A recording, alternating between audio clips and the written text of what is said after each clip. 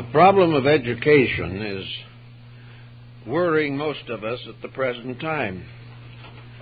I remember back around 1925, I was giving a series of lectures in San Francisco, and the principal of the Galileo High School invited me to address an assembly at the high school. And there was a discussion as to what the subject would be.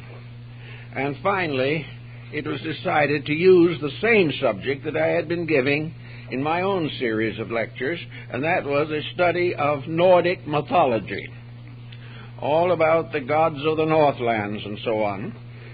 We had a very good assembly. Probably 90% of the student body was there, and I got an encore to come back for a second appearance, which also went off reasonably well.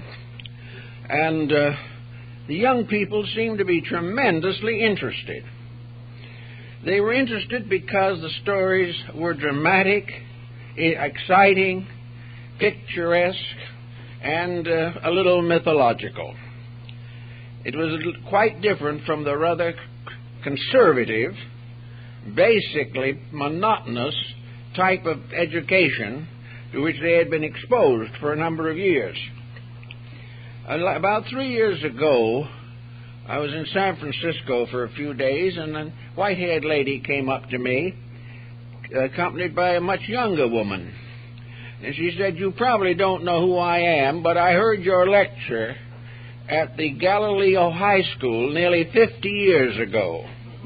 I've never stopped talking about it, and I've told my daughter for years, and I'd like you to meet her also." So it was Old Time Week, and in a discussion of the subject, the lady very kindly pointed out that it was the only thing about Galileo High School she ever remembered. So this seems to be one of our problems today. The curriculum is as dull as is conceivable. It is following a system of instruction that began about the beginning of the 14th century. Here we had the great universities that were under the cloisters of the church. The great schools like the Sapienza and the University of Basel in Switzerland were monuments of dignity. The faculties were aristocratic in every sense of the word, and the students were regarded as little better than trash, no matter where they came from.